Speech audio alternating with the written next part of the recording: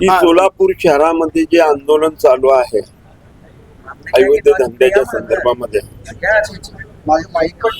ज्यानं आंदोलन केलंय, हाच गुटख्याचे हप्ते घेणारा माणूस, हाच मटका घेणारा मालक, IPL चा सट्टा चालवणारा हात, आणि त्यांनी त्या वेळेला विधानसभेमध्ये प्रश्न उपस्थित केला. एवढे राष्ट्रवादीचे आमदार असताना दुर्दैव आहे की जयंत पाटील साहेबांना प्रश्न घ्यावा लागला. म्हणजे या दोघांचे किती मोठे कारनामे आहेत, उमेश पाटलाचे आणि या सुहास कदमचे. फक्त केवळ ह्या घेतलेल्या लोकांचा पैसा बुडवण्यासाठी उमेश पाटलांची मदत घेऊन ज्या लोकांना फसवलाय त्या लोकांना मग सांगतो तू व्याजपट्टी करते, मी तुझ्यावर गुन्हा दाखल करेन. लोक यामुळे वैतागलेत. माझी पोलीस खात्याला आव्हान आहे की त्यांनी या संदर्भामध्ये पेपरला अशा हीन माणसाचा पेपरला देऊन अशा अनेक तक्रारी तिथे येतील अशा पद्धतीची व्यवस्था जर पोलिसांनी केली तर अनेक लोक याला मदत दिली पोलिसांनी तर पोलीस स्टेशनला जायला तयार. उमेश पाटलांनी एवढं आत्मचिंतन करावं. मी महाराष्ट्राचा प्रवक्ता आहे, मी जिल्हाध्यक्ष आहे, मी आल्यानंतर तिथं एक तरी पदाधिकारी त्यांच्या समोर पाहिजे. याच्या मागचं कारण काय आहे?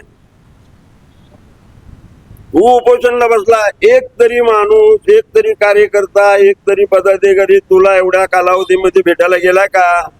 म्हणजे तू किती पाण्यात आहे हे सगळ्याला माहित आहे. आणि त्यांनी कल्याण शिंदे साहेब आणि मुख्यमंत्र्यावर टीका करायची, पालकमंत्र्यावर बोलायचं. आता मुख्यमंत्र्यांनी जरी आदेश दिले तरी इथलं पोलीस खातं काय करू शकत नाही, म्हणजे मुख्यमंत्र्याच चालत नाही. मग तुलाच गृह खातं करायचंय का? गृह खात्यावर जायचंय का? हे काय चाललंय प्रकारे? हे स्वतः लुबाडलेल्या पैशाची मागणी होत आहे म्हणून हा उपोषणला बसला. ह्याच्या मागचं याला 2 नंबरचं का पडलेलं नाही. स्वतःचा 2 नंबर करत होता. सलगरच्या हद्दीमध्ये मटक्याचे धंदे होते, त्याचे गुटख्यावाल्याकडनं हप्ते चालू होते, आणि त्या माणसाने बोलावा म्हणजे दुर्दैव आहे. तुम्ही आंदोलनाला कसा बघता तुम्ही? आता ते आंदोलन मिटवावं नाही, आंदोलन हे पैसे बुडवण्यासाठी आहे. हे सोलापूर शहरात यायला पुळका असा नाहीये. मला सांगा, एवढ्या आंदोलनामध्ये तुझ्या पक्षाचे लोक तर तुझ्याकडे पदाधिकारी कोण आले का? सामाजिक संघटना तुझ्याकडे आले का? कारण हा किती पाण्यात आहे हे सगळ्यांना माहित आहे. आणि त्यांनी कल्याण शिंदे साहेबांवर बोलावं, मुख्यमंत्री बरोबर बाबतीमध्ये बोलायचं, पालकमंत्र्याच्या संदर्भात चर्चा करायची. आमचे पालकमंत्री म्हणजे पक्षातले सिव्हिल सर्जन आहेत. त्यांनी चेहऱ्यावरनं त्याची पात्रता ओळखते, नाडी हातात घेत नाहीत. आणि अशा माणसाला मुख्यमंत्र्यांनी सहकार्य करायचं, अशा माणसाला पालकमंत्र्यांनी, अशा माणसाला कल्याण शिट्टीच्या बाबतीमध्ये एवढं बोलायचं काय कारण होतं मला सांगा? अहो, त्यांच्या वडिलापासून त्यांच्याकडे बोर्ड दाखवणारे अजून ताकद कुणाची झाली नाही की त्याने असं केलंय म्हणून. आणि त्या कल्याण शिट्टी आमदारावर पाणीदार आमदार, 2 नंबरवाले, वसुलीदार, हे तुमच्या ह्याच्यातले ते बोलत काय कारण? तुझा जीव किती? तुझा जीव किती? बोलतो किती?